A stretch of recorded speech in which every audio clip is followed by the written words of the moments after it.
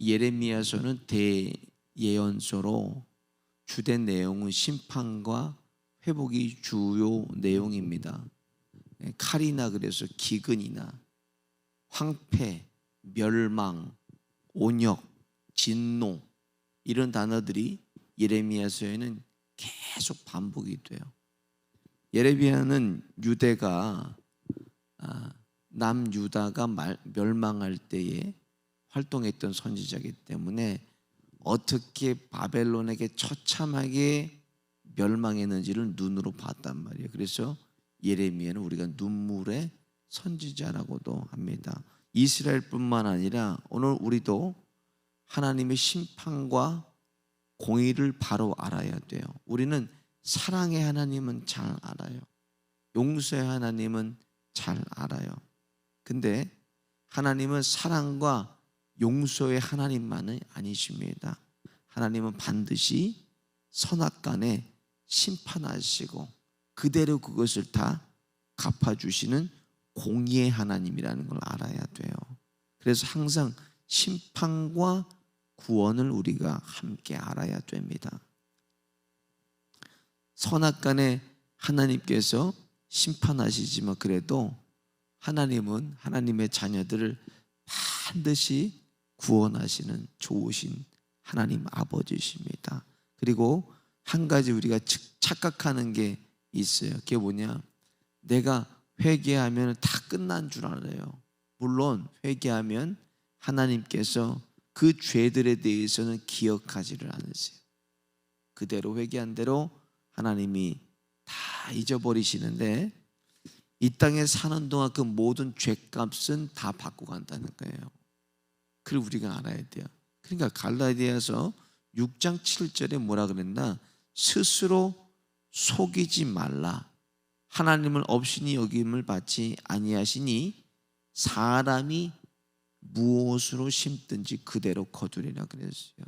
천국 가는 거는 당연한 거예요.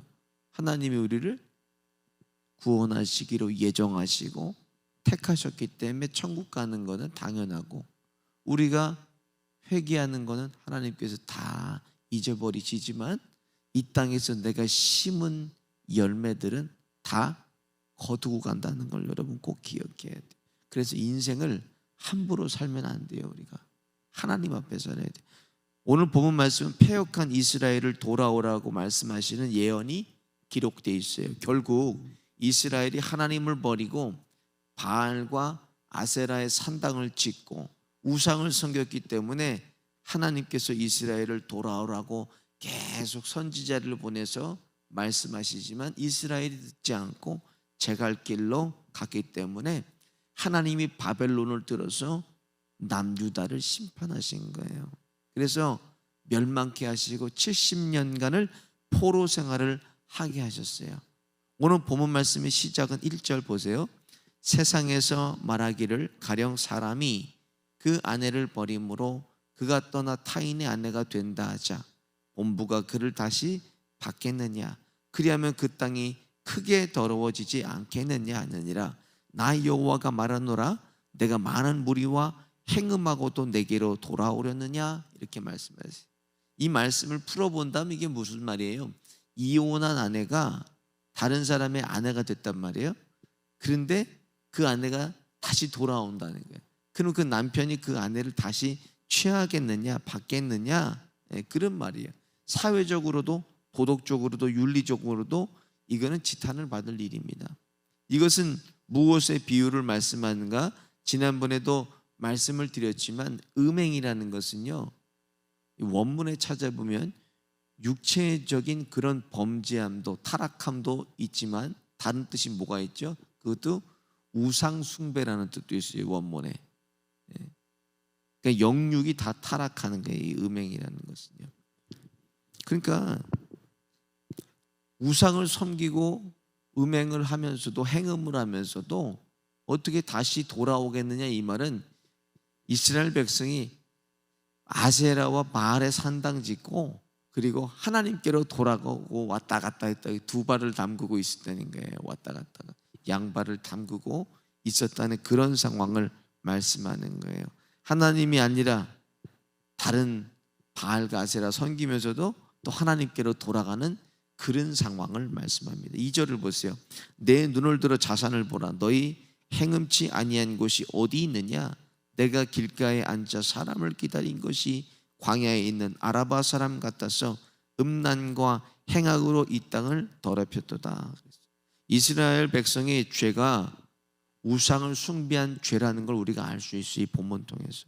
그랬더니 그 결과가 이스라엘에 어떤 결과가 찾아 공의적인 심판이 왔다는 거예요. 3절을 보세요. 그러므로 단비가 그쳤고 늦은 비가 없어졌고 그럴지라도 내가 창녀의 낯을 가졌으므로 수치를 알지 못하느니라. 그래서 이게 무슨 말씀입니까? 좀 입에 담기는 경망스러운 말씀이지만 하나님을 버린 결과로 이스라엘은 단비가 그치고 그리고 늦은 비가 없어지고 창녀의 얼굴처럼 수치스러움도 부끄러움도 없다는 거예요. 그것이 죄인 줄을 모르기 때문에 그런 거예요. 죄인 줄. 범죄 연구 디자인 연구 정보센터의 연구 결과를 보니까요, 사람의 범죄를 저지를 때 사람이요 한두 번이 어렵지 3번, 4번 그리고 상습적으로 저지르는 범죄에 대해는 죄책감이 사라진다는 거예요. 사람들이 오히려 떨리고 두려운 죄책감보다는 범죄가 지속될수록 거기서 얻어지는 쾌감이 있다는 거예요. 그렇기 때문에 이것에 사람이 범죄에 쉽게 중독이 된다는 거예요.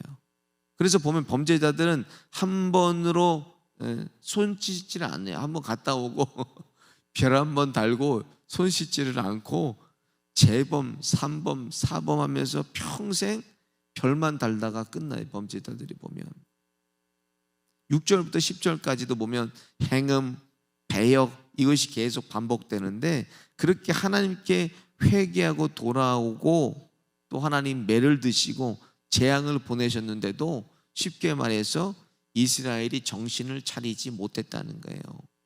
그럼 강도가 어떻게 돼요? 점점 세져야 되잖아요. 단비가 그치고 늦은 비가 그치고 창녀의 얼굴을 하고 부끄러움도 없는 이스라엘에게 어떻게 돼요? 하나님께서 바벨론을 보내시는 거예요. 여기서 돌아왔으면 되는데 1차, 2차, 3차 포로로 잡혀가고 70년 동안이나 바벨론의 포로 생활을 합니다. 나라도 뺏기고 가정도 지키지 못하고 다 뺏겨버리고 처참하게 됐음에도 여전히 바알과 아세라 산당에 허물지는 않습니다. 그런 이스라엘의 모습을 하나님께서 말씀하시는 것입니다. 11절을 보세요. 여호와께서 내게 이르시되 배역한 이스라엘은 패역한 유다보다 오히려 의로움이 나타났나니. 배역한 이스라엘이나 패역한 유다나 여기 거기서 거기에요. 도토리 키재기인데 근데도 유다의 의로움이 나타났다고 말씀을 했어요. 그것은 12절에 이렇게 말씀. 배역한 이스라엘아 돌아오라. 나의 노한 얼굴을 너희에게로 향하지 아니하리라. 나는 긍휼이 있는 자라 노를 한없이 품지 아니하느니라. 여호와의 말이니라. 아무리 하나님 버리고 악을 행하고 범죄하고 하나님을 떠나도 여전히 하나님의 자녀들에게 하나님은 긍휼을 베푸신다는 약속입니다. 긍휼은 언제 베푸십니까? 회개할 때 베푸신다는 거예요. 회개할 때. 회개하고 하나님께 돌아올 때 하나님께서 긍휼을 베푸신다는 거예요. 그래서 회개라는 원어의 의미가 뭐나 죄에서 돌이켜서 하나님께 돌아가는 게 회개예요. 내 가던 길에 돌이켜서 하나님께로 돌아가는 것이 회개입니다. 오늘 본문의 음행도 회개하면 하나님의 긍휼을 입을 수 있고 하나님께 용서받을 수 있어요. 계시록 21장 8절에 보면 마지막 심판 때에는 행음자들과 우상 숭배자들이 지옥 불못에 던지우리라 이렇게 기록이 되어 있어요. 행음은 육으로 짓는 행음과 영으로 짓는 우상 숭배가 있다는 거 기억하세요. 그런 행음의 공의적인 심판은 결국 심판날의 지옥입니다. 지옥. 그래서 하나님께서 기회 주실 때 회개하고 돌이켜야 돼요. 그래야 살아요. 성경은 구원의 책이고 예수를 증거하는 책이고 복음을 말하고 우리를 향하신 하나님의 모든 뜻이 기록되어 있는 것이 성경입니다. 마찬가지로 성경이 말씀하시는 것 중에 하나가 뭐예요? 회개를 얘기하고 있다는 거예요. 회개. 여호와께로 돌아오라고, 하나님께로 돌아오라고 회개를 얘기하고 있어요. 가던 길에 돌이켜서 하나님께 돌아가는 거. 성경을 읽다가 회심한 사람은 저를 포함해서요, 이 땅에 대부분의 그리스도인, 성경보다가 회심하는 사람. 성경은 살아 역사하시는 하나님의 실체가 바로 성경이기 때문이에요. 우리가 잘 아는 성 어거스틴도 10년 동안 마니교라는 이 플라톤주의에 빠졌어요. 그리고 17살 때 한 여성과 사생활을 나눴어요. 오랜 시간 성적으로 타락하고 세상의 학문에 빠져서 하루는 집에 있는데 밖에서 한 소년의 음성이 들리더래요. 책을 집어들고 읽어라. 집어들고 읽어라. 그래서 급하게 들려오는 음성의 성경을 짚고 펴서 읽었는데 그 말씀이 로마서 13장 13절부터 14절이었어요.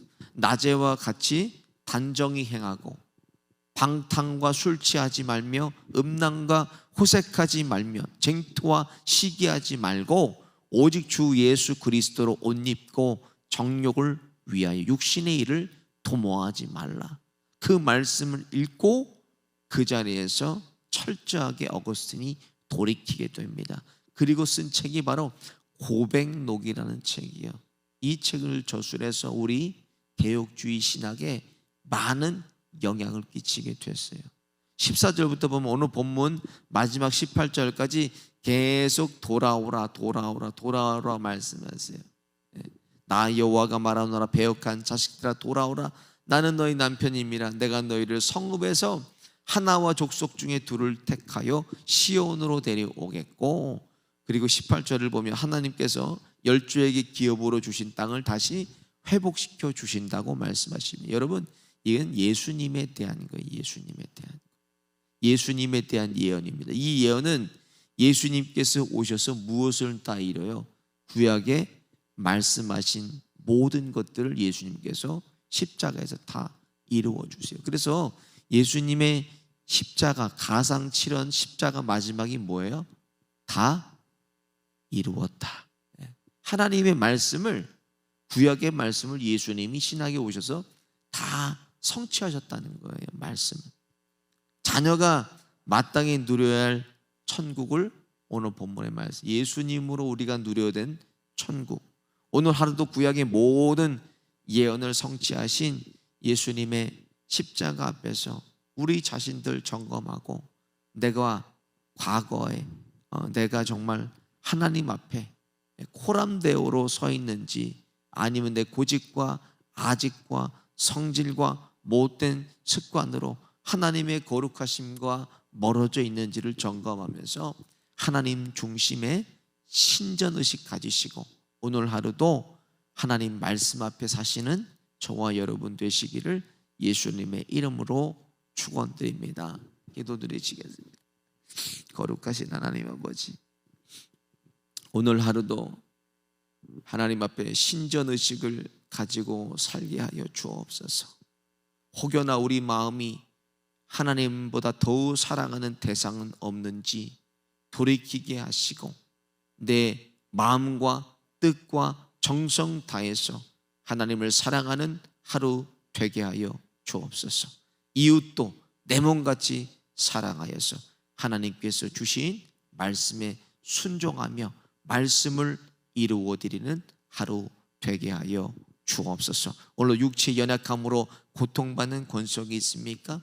주님께서 이 시간에도 피 묻은 손을 얹어주셔서 연약한 육체를 강건하게 회복시켜 주옵소서. 예수의 이름으로 명하노니 연약한 육체가 강건히 회복될지어다. 또 영적인 것으로 고통받는 권속이 있습니까? 주님께서 이 시간 명하여 주시고 꾸짖어 주셨어요. 어둠의 영들 한 길로 들어왔다 7길로 도망하게 하여 주시고 다시는 들어오지 못하도록 예수님께서 주인 되어 주옵소서. 예수의 이름으로 명하노니 사단마귀 귀신은 떠나갈지어다 떠나갈지어다. 오늘도 함께 하시고 동행하시는 주님 한 분만을 전적으로 붙들고 의지하며 이 모든 말씀 예수님의 이름으로 기도드립니다. 아멘. 다 같이 주기도문으로 마치겠습니다. 하늘에 계신 우리 아버지여, 이름이 거룩히 여김을 받으시오. 나라에 임하옵시며 뜻이 하늘에서 이루어진 것 같이 땅에서도 이루어지이다. 오늘날 우리에게 일용할 양식을 주옵시고 우리가 우리에게 죄진 자를 사하여 준 것 같이 우리의 죄를 사하여 주옵시고 우리를 시험에 들게 하지 말게 하시며 다만 악에서 구하옵소서. 대개 나라와 권세와 영광이 아버지께 영원히 있사옵나이다. 아멘.